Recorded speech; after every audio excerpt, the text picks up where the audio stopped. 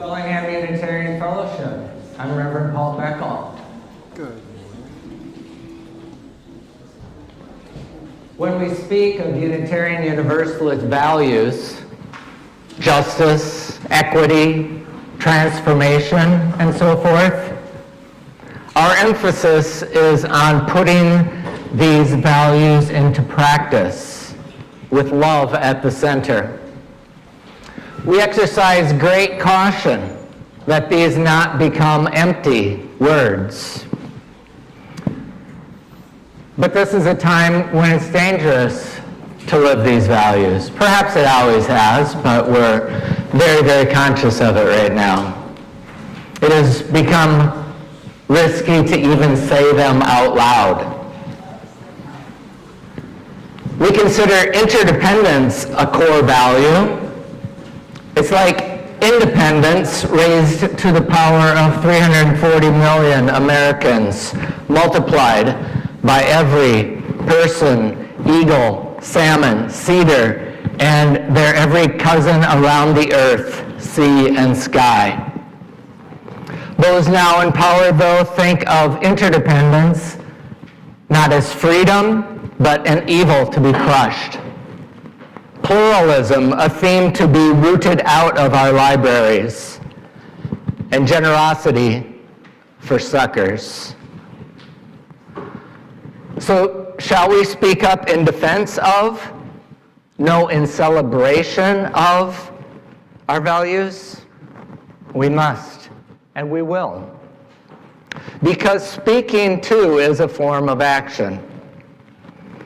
As mere wind coming out of our mouths, our words can be blather and evidence of hypocrisy, or our words can draw us together and create a container for safety for those in fear, and serve as a catalyst to guide us beyond our fears. Let us this day be so guided by love, courage, authenticity, determination, and the joy of being together.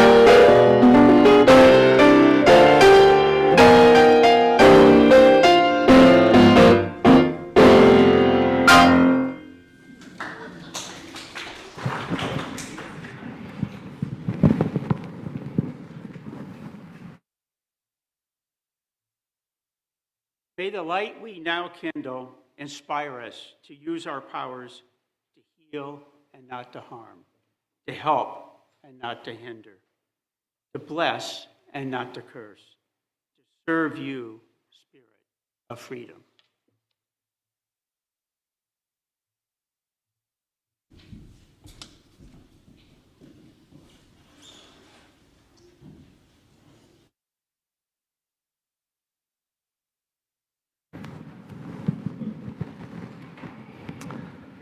For our covenant today, I invite you to stand as you are able.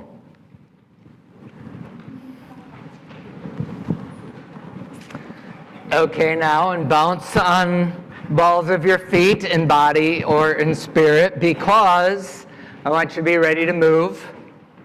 I'm going to invite you to not just say, but to own the words of our covenant today by embodying them in an interactive way. To start, I would like you to face someone to speak these words to. Maybe it's going to be two people. I don't want to make it too complicated.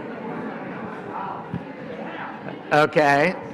So I'm going to speak. I'm going to say each line one at a time.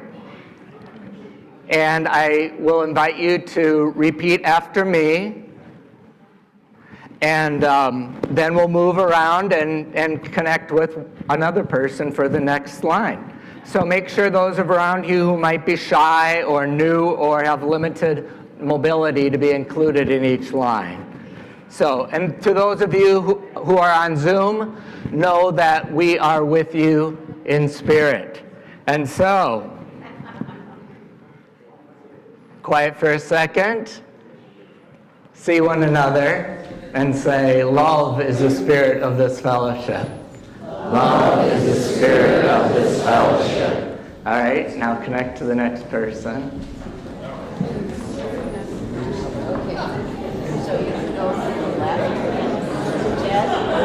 And service gives it life.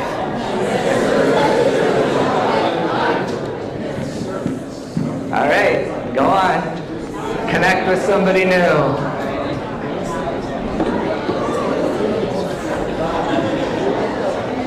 Celebrating our diversity. Celebrating our diversity. Keep on moving.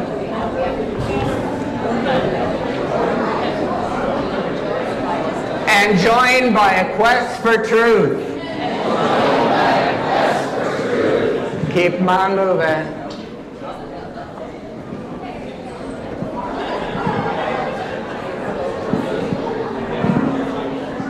We work for peace and honor all creation. This is our covenant. And now let's find our gray hymnals and sing together in the silence.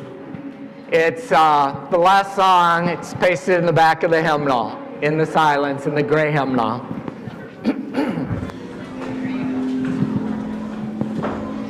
Should I use this?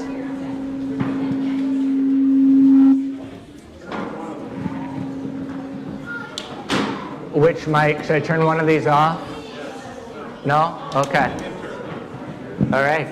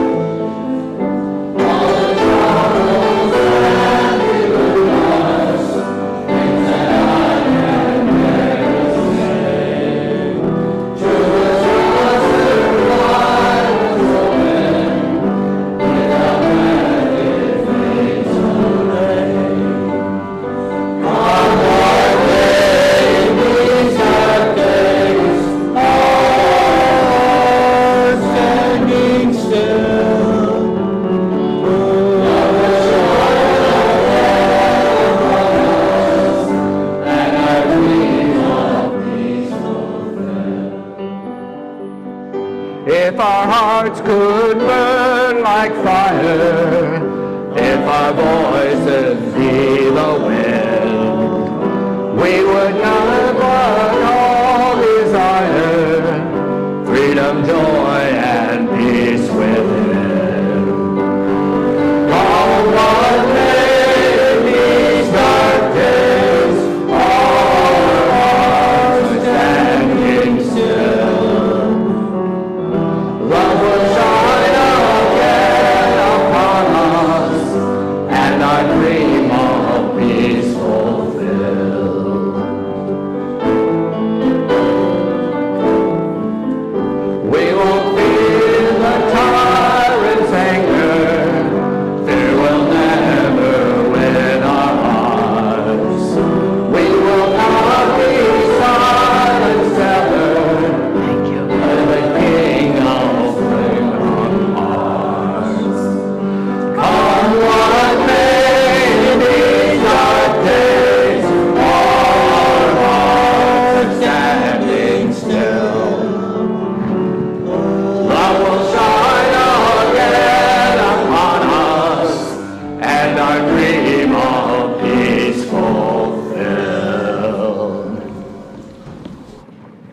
Thank you, Barbara. Hey, Lee, I guess you have something to say. Go ahead. Oh, well, Lee has just submitted that song of her late husband, Rick, to a new UUA online hymnal.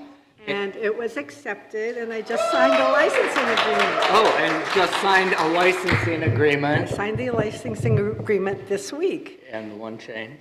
Oh, yeah, I had to change brothers, sisters, come what may, because it was too binary. So it will either be, I gave them a choice, it will either be fellow travelers or kindred spirits.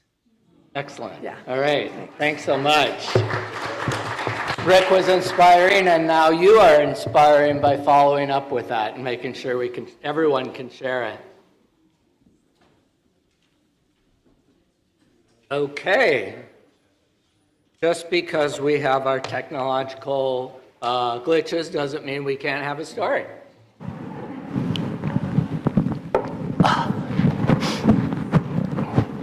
So, heck, I won't even make you come all the way up here.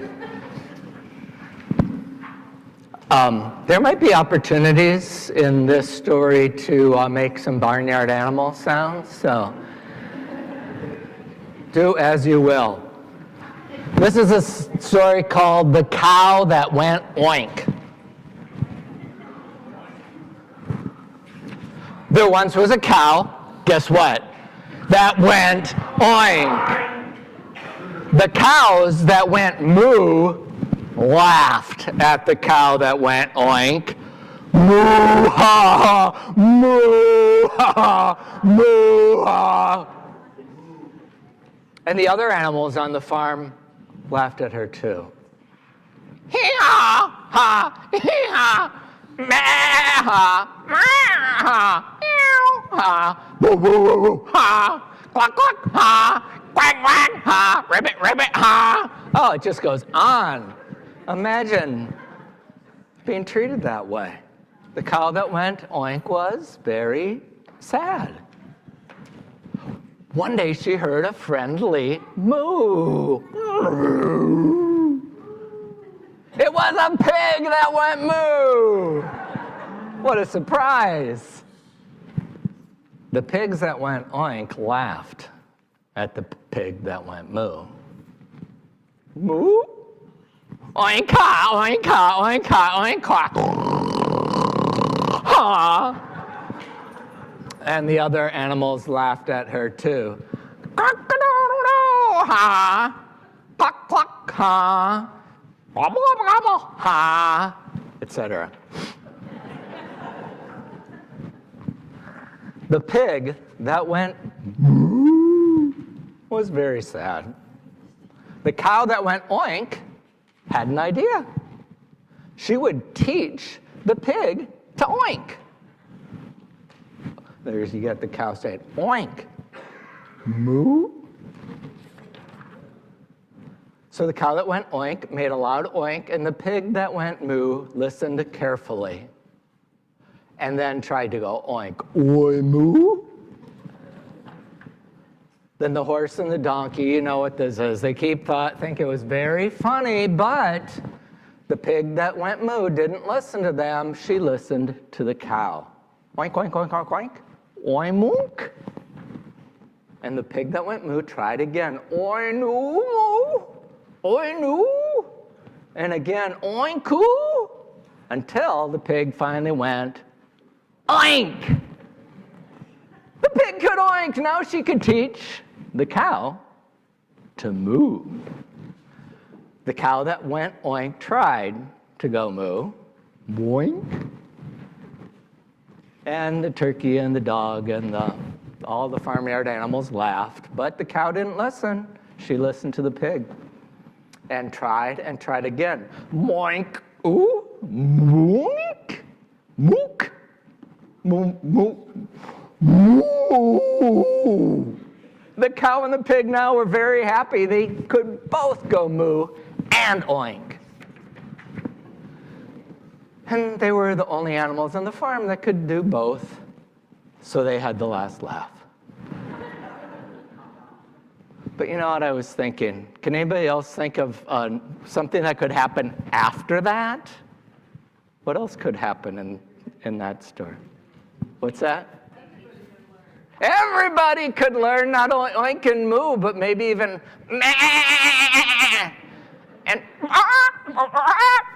and everything else. What else could they learn?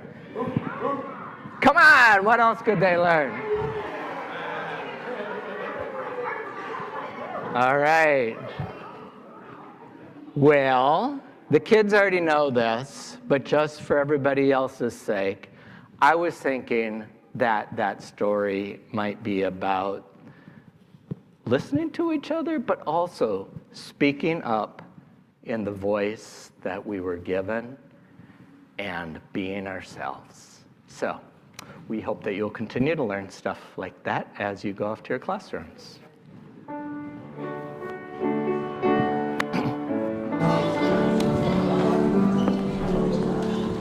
We hold you in our love as you go,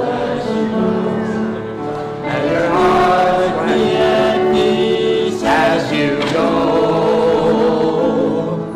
to nurture spark of your precious life. We hold you in our love as you go.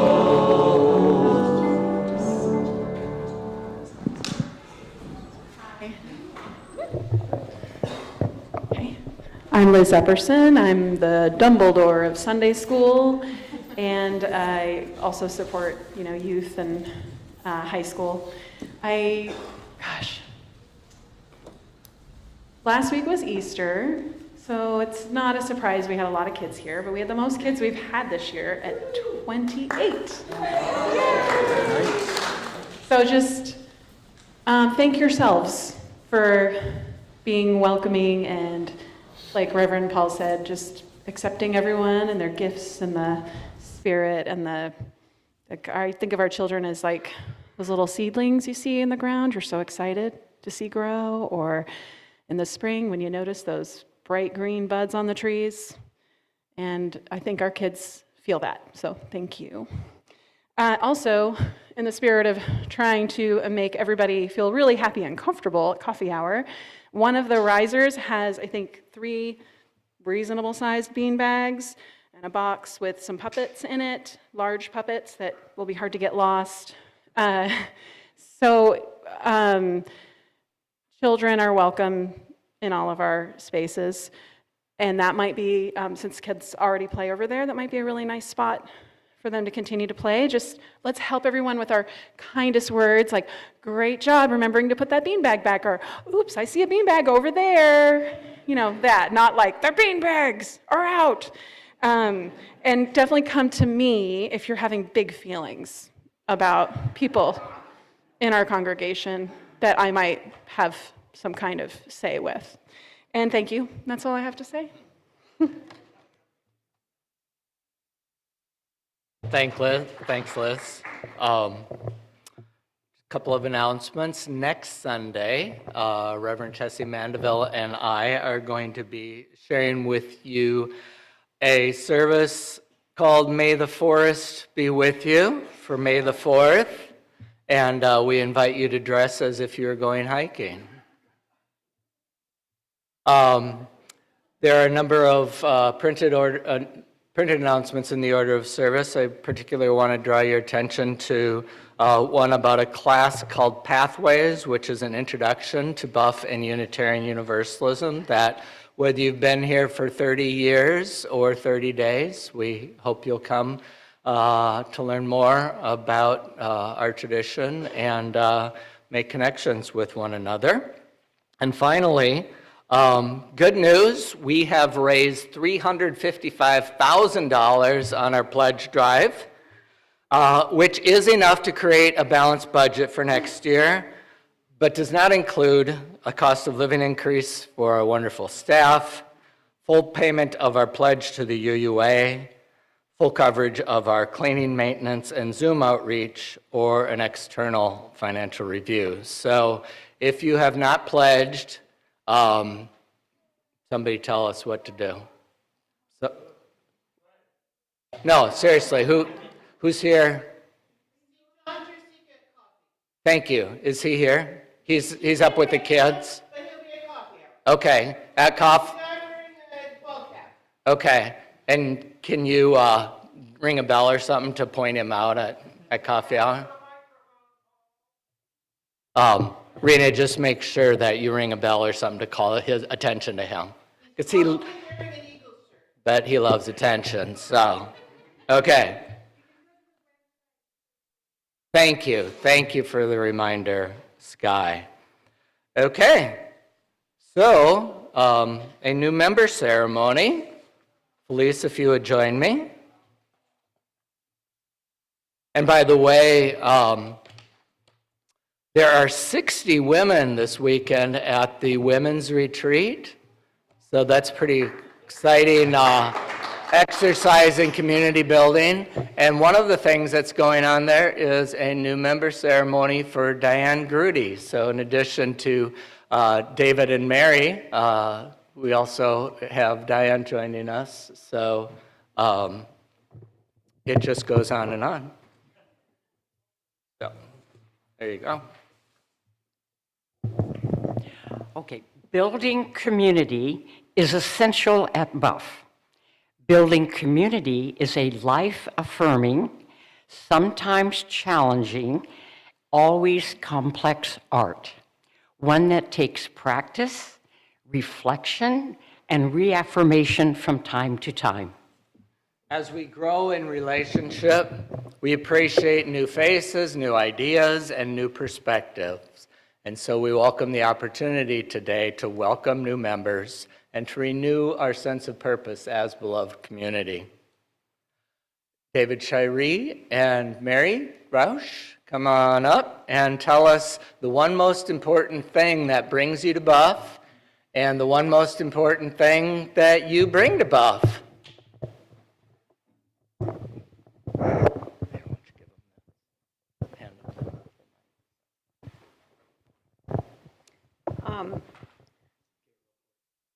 I came to Buff because I really wanted to sing in the choir.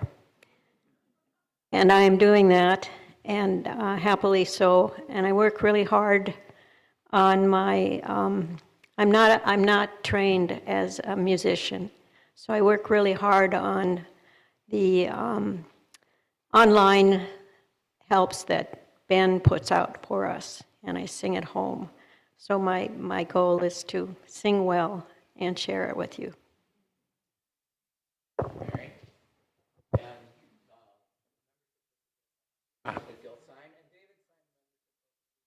I did indeed. I was enthusiastic. Coming from Reno, Nevada, what brought me to UUFNN was I was very sick in the hospital, and my sister said, you should find a community, and she said, Unitarian Universalism? I said, huh? And I went to the first service in Reno, and I loved it. So when I decided to come here 12 years later, the first thing I did was I looked up Buff, and I thought, they have an excellent Unitarian Universalist group, and you have welcomed me with open arms. Thank you. And what was the other thing we were supposed to do? What do you bring to Buff? Oh, gosh, I don't know. What's the one most important thing that you bring to Buff that we should know? The most important thing that I bring to Buff that you should know is love. Oh, thank you.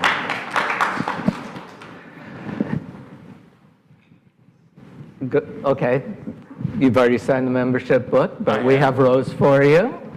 We also have name buttons for each new member, and we do not have the response we usually have.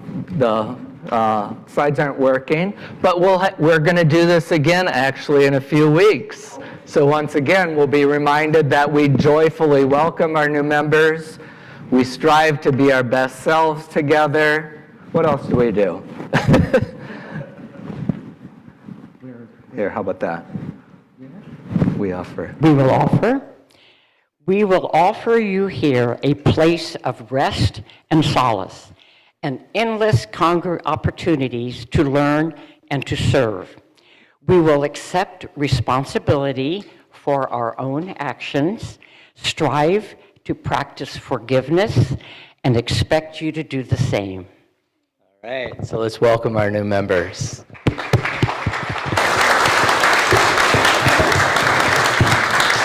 Thank you for being with us. And now Todd Jones is going to talk with us about the Unitarian Universalist Service Committee.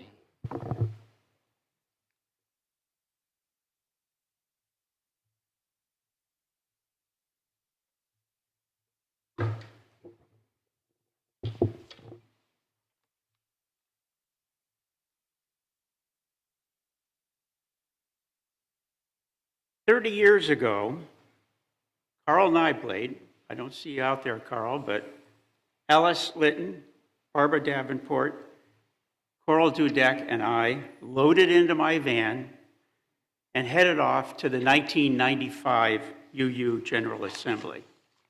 And little did I know that that was the first of many for me, because during that week of workshops, lectures, and services, I wandered into a Unitarian Universalist Service Committee sunrise service and had an epiphany. For the first time, I found my UU calling and the beginning of many years and many thousands of miles of travel as a UUSC volunteer. See, I came away from that service with the simple idea that if we UUs could only agree on one thing that our faith calls us to do, that surely it would be to act against the injustice in the world. Good morning. I'm Todd Jones, he, him, longtime member of this fellowship, and I'm delighted to be given this opportunity to talk about an organization that's been life-changing for me. Now, I've spoken at many UU congregations over the years, and often someone comes up to me after the service and says, gee, I had no idea that our denomination gave birth to one of the oldest human rights organizations in the country. And I'm guessing that that may be news to some of you as well. Of course, we UUs have a long and proud history of speaking truth to power. And last November's election is a reminder that freedom must be defended and not taken for granted. Another such time were the years leading up to the Second World War. It was an era characterized by isolation, intolerance, miscarriages of justice for immigrants and people of color. Sound familiar? It was during those troubling times that the Service Committee got its start. It began when the American Unitarian Association sent a young minister, Waitstill Sharp, and his wife Martha to Czechoslovakia in 1939 to assist political dissidents and Jewish refugees fleeing for their lives. The Sharps had to leave their small children in the care of church members and head off to an uncertain future in Europe. At the time, actually, most Americans were indifferent to the dark clouds of Nazi terror that were sweeping across Europe.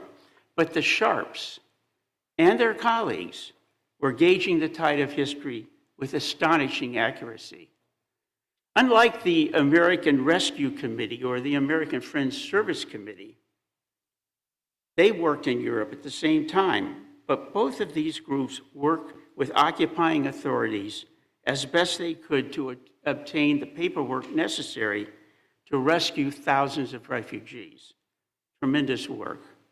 In contrast, the Sharps realized quickly that after the fall of France, that there were people who would never be given passage out of occupied Europe through diplomatic channels.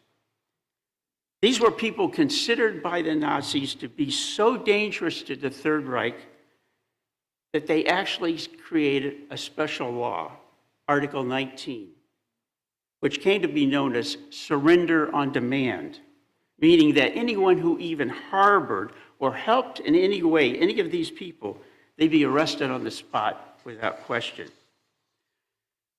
Undeterred by the danger, the Sharps actively did what they could do to help these intellectuals, authors, artists, and musicians to escape imprisonment and likely death. Using what resources they could muster, they forged documents, they bribed officials, and eventually they created a land route through the Pyrenees to get safe passage to Portugal. Dangerous work. And actually, years later, when Reverend Sharp returned to Czechoslovakia in 1945, he checked into the same hotel he had been living in 1939, and the man behind the desk recognized him and said, "Mr. Sharp, the Nazis came for you only 2 hours after you checked out." Israel bestows Gentiles with a special honor. It's called Righteous Among Nations, for non-Jews who put their lives at risk to save Jewish people during World War II. Thousands of people have received this award, mostly Europeans, but only 5 Americans have ever received that honor. In 2006, Wade Still and Martha Sharp became the second and third Americans to be so honored. Their story is actually the focus of a Ken Burns documentary called Two Who Dare. Some of you may have seen it. And I love their story because in many ways it personifies our Unitarian Universalist calling to act against the injustice in the world. Well, the Service Committee continued to work in Europe and eventually Southeast Asia and Africa. It did groundbreaking work in the 1980s in response to the destructive effects of U.S. foreign policy on the countries of Central America. Over the past 5 decades, UUSC has worked in over 50 countries on 5 continents, incorporating an ethos which is to build a culture of respect and a sense of working with people, not for people.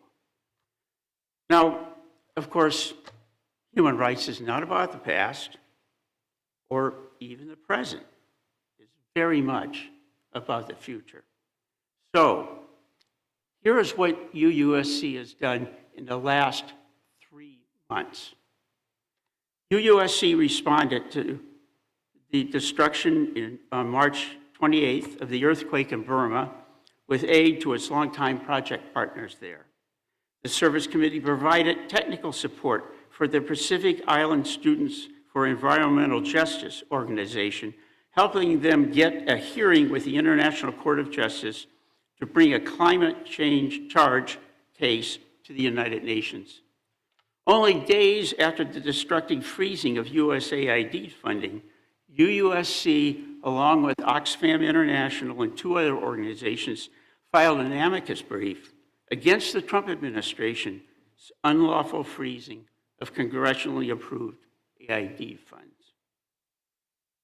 And in response to other unlawful Trump administration actions, UUSC launched the Resistance Network to build a group of collective voices around the country into a movement to defend democracy and civil liberties.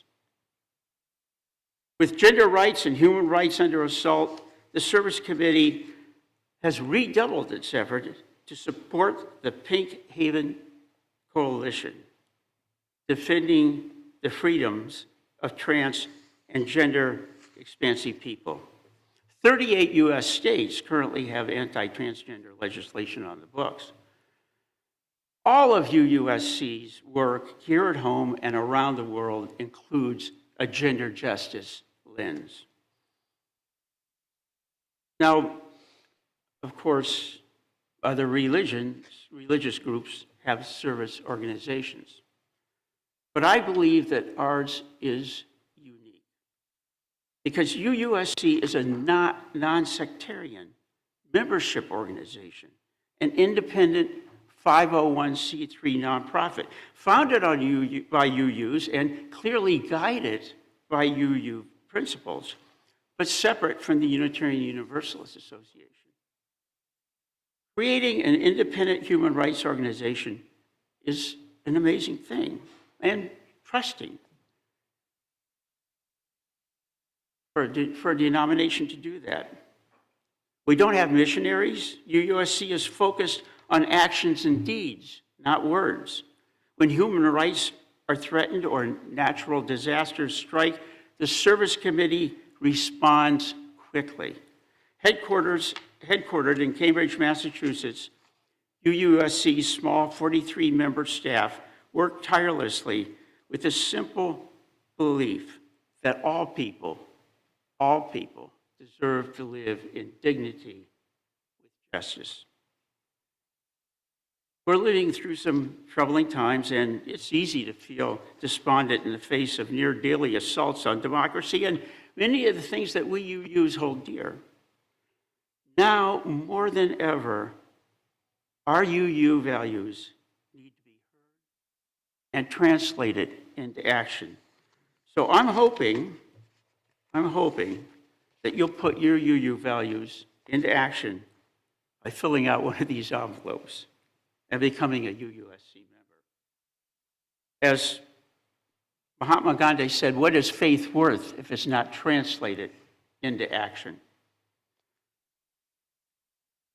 I'll leave you with this one footnote, which is kind of interesting for us old-timers. In 1997, the Bellingham Unitarian Fellowship became the first congregation in the country to have 100% of its members also members of UUSC. Thank you.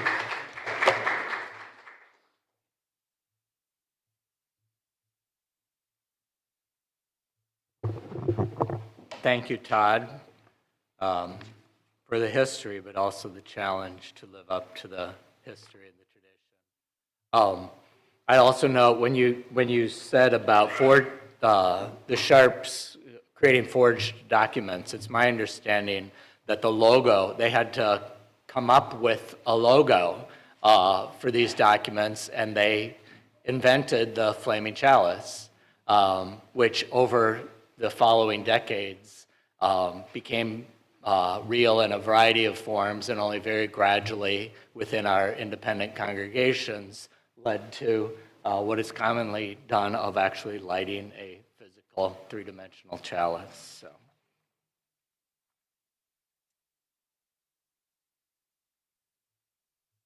The song Bread and Roses has been sung for more than a century to advocate for human rights, for women, for labor unions, for the poor, and all who have been relegated to the margins of society. The song grew among activists promoting progressive causes such as women's suffrage, equal pay, and safe working conditions.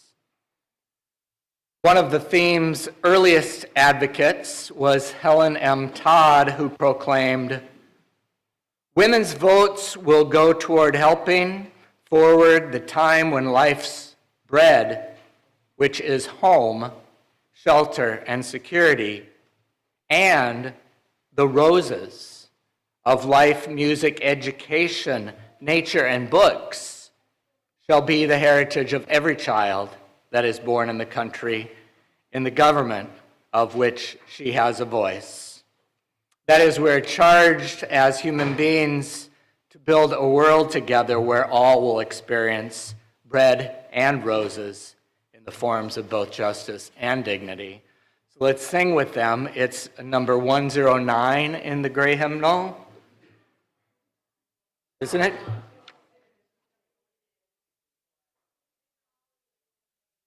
We always have differences of opinion. So it is number 109. It's like, okay, all right. Let's stand together. Oh, I see. It's a different title. Okay. All right.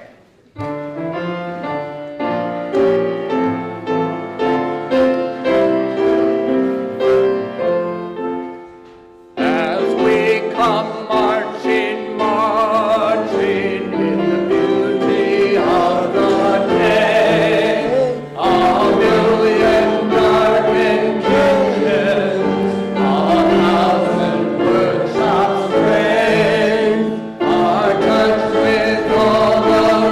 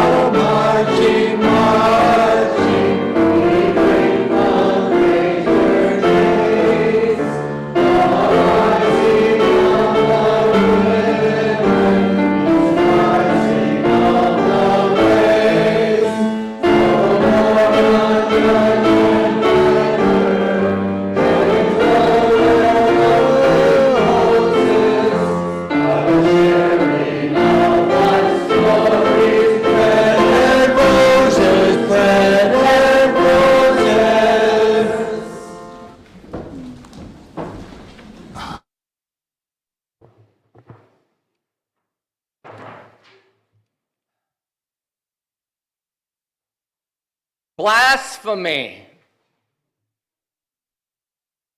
Ours is a non-creedal movement, so blasphemy, that word, the ultimate offense against doctrine or God or God's highest representatives on earth, that word doesn't fit neatly, but that is the visceral feeling that comes to me in the midst of rampant and gleeful cruelty, selfishness, and hypocrisy. Because injustice is not simply a kind of irritant or aesthetic ugliness or legal technicality. It is the equivalent of blasphemy, a brash, in-your-face affront to all that is decent, all that is worthy of our reverence, all that makes human community possible and our existence on this planet sustainable. Today, let's celebrate some of those who have stood strong for all we hold dear.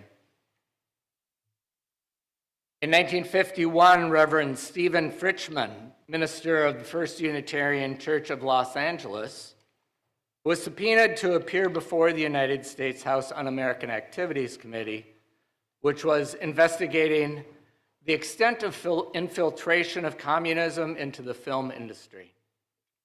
The House Un-American Activities Committee was created in the 1930s to root out disloyalty among both public employees and private citizens. Fritchman was subpoenaed, perhaps because he had spoken out against persecution of Hollywood writers and directors, even those obliquely sympathetic to communist causes or socialist ideals. In any case, appearing before the committee, he refused to cooperate and made only a short statement asserting that though religious people in America have many different and opposing social and political views, we all must stand together for the separation of church and state. To stand against your attempt, he was saying to the committee, to stand against your attempt to create among us a deadly uniformity as to what constitutes dangerous thoughts. Clergy are not to be regimented into any party's witch hunting.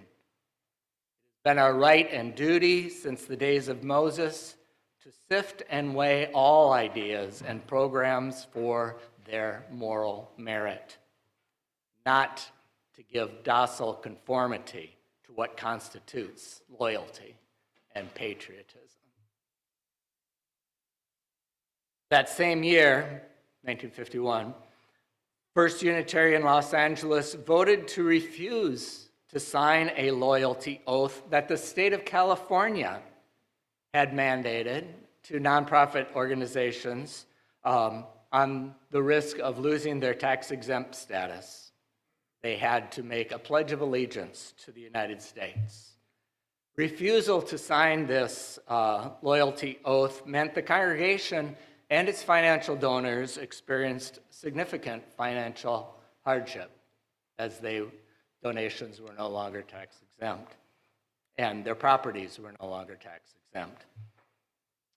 And so the congregation released a press statement saying, while Unitarians yield to none in their degree of loyalty to this country, they yield to none also in their determination to protect religious, philosophical, and political freedom for every American. The congregation then sued the County of Los Angeles, and after a long series of hearings, in a 7-1 decision, the U.S. Supreme Court invalidated the state's loyalty oath requirement. Fritchman was subpoenaed by the House Un-American Activities Committee again, 5 years later, for advocating repeal of that era's Immigration and Naturalization Act. He responded to the subpoena I refuse to cooperate in any way with this committee, as you have no right to inquire into the matter. My views are widely and publicly known. Unitarians and other religious denominations have been protesting for several years about the discriminatory and racist character of this legislation. Our National Association has passed a resolution stating that this act perpetuates the concept of superior peoples, contrary to scientific knowledge and the interests of the American people.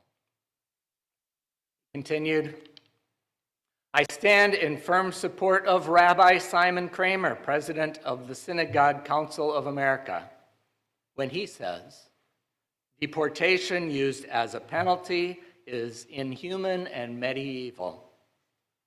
And I stand with Catholic Father Joseph Whalen when he says, efforts to jeopardize an opportunity for a fair hearing for those faced with deportation are not consistent with the record and reputation of America. Fritchman rebuked the committee, asking, should the thousands of rabbis, priests, and parsons and their parishioners who oppose laws supporting racial discrimination expect a police officer at their door? What remains of freedom of religion? What remains of citizenship if the very act of proposing legislative change is called subversive?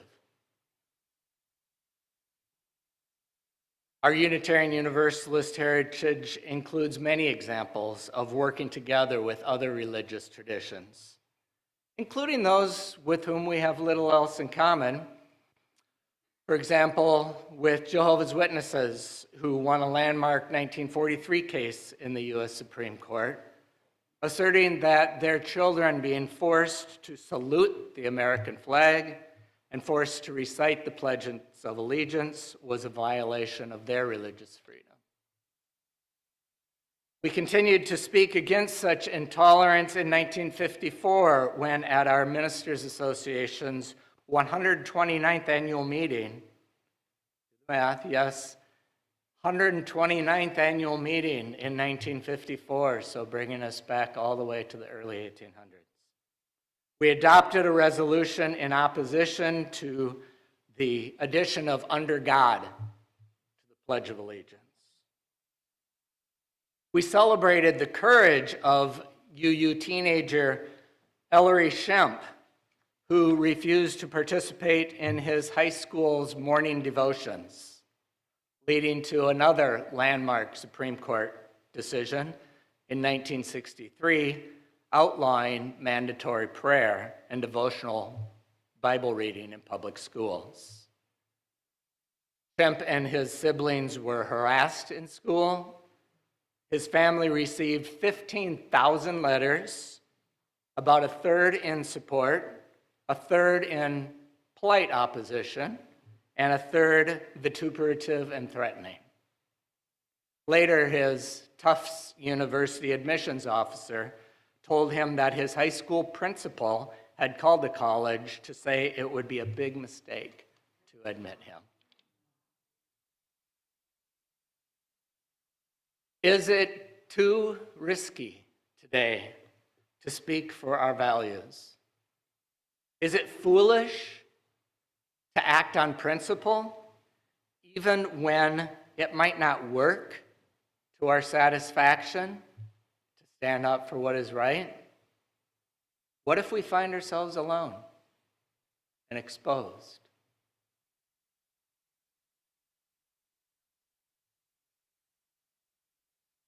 The House Unamerican Activities Committee did not exist to find criminals, but to intimidate and terrorize, and to condemn all who might associate with those who associated, with those who associated, with those who advocated against repressive policies and legislation, those who speak out against brazen government actions conducted in defiance of due process.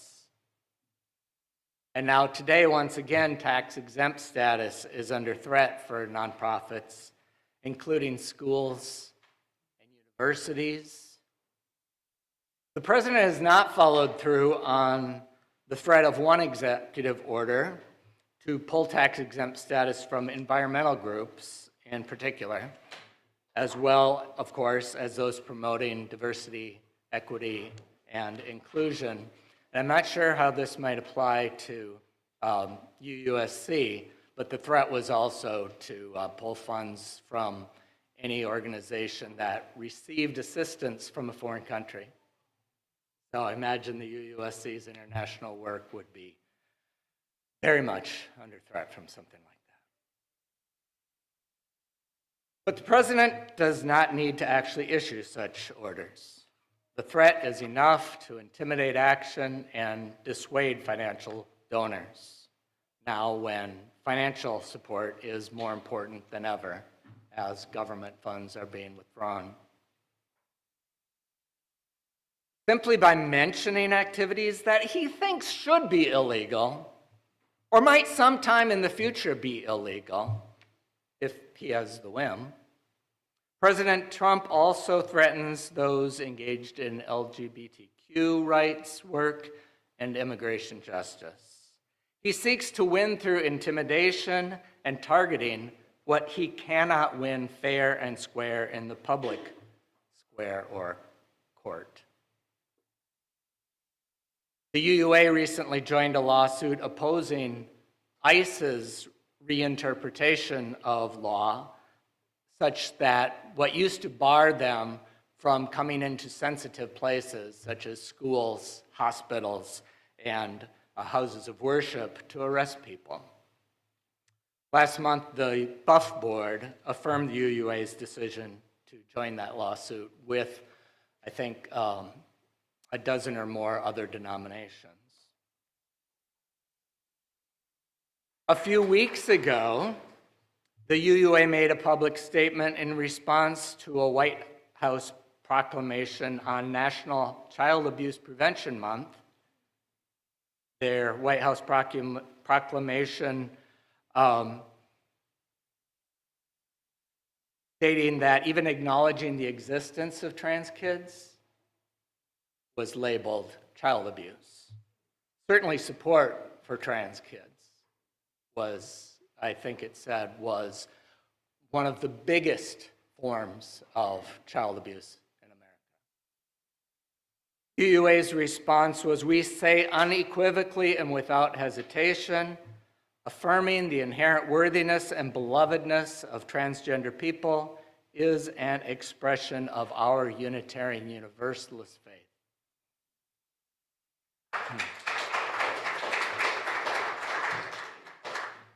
The UUA statement cites the recent Washington Post study, which found that in states where anti-LGBTQ plus policies, like the one hinted at in this proclamation, where those were enacted, hate crimes committed in schools quadrupled. The UUA statement continues, affirming and defending trans lives is in and of itself a moral duty prescribed by the values that lie at the heart of our faith.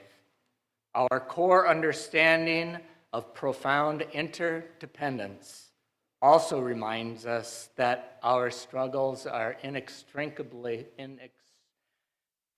linked. Continues, authoritarianism thrives on splintering solidarity between groups who share common interests, with language that foreshadows much more severe targeting of other populations. Concludes, in these days of mounting white Christian nationalism, people and policymakers have come to expect religion to be on the side of fear. Faith has been co-opted and twisted into a tool of control. It is our responsibility as people of faith to use our voices and wield our values as a shield between the powerful and those being scapegoated and threatened. It is our responsibility as people of faith to speak truth in fierce, unshakable love. It may seem impossible, the odds we're facing. There are certainly no easy answers. It is certainly interesting to see all the parallels of the past, internationally, nationally, in public entities, in private entities that are under threat or just deciding that it's not worth the fight. There are certainly no quick answers, but we can learn from history and from the values we hold dear, that it is our responsibility as people of faith to speak the truth in fierce, unshakable love. And I invite the ushers forward to receive our morning offering. Certainly in light of the earlier note about our struggling to be able to meet our UUA pledge, your support of this congregation goes far beyond these walls.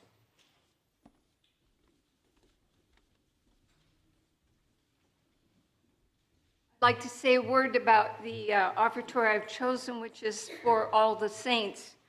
Now, this comes from a more traditional religious and even musical tradition, but this hymn is in our books, and I want to read you verse 4.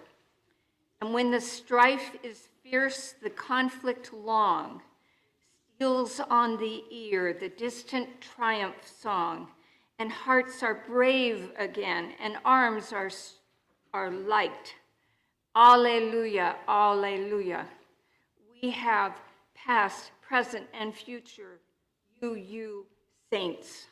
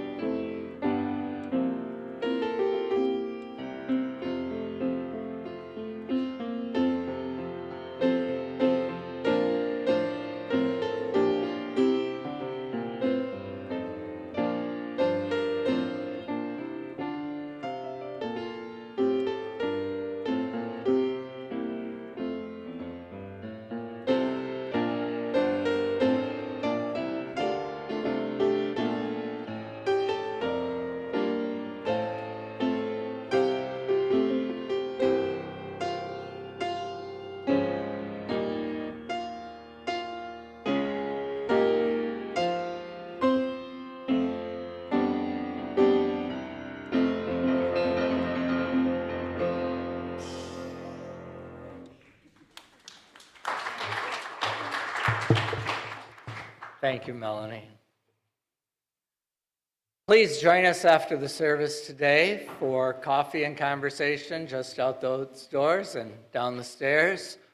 Also on Zoom, your mics will be unmuted, and so you have a chance to get to know each other, and also maybe engage in our coffee hour question, which today is, and I urge you all to breathe and then speak to one another about in what context is it difficult for you to express your values. Acknowledge it's not always easy, but it is helpful to work through some of that together in conversation. And now let's close with number 1017. It's in our teal hymnal, 1017, Building a New Way.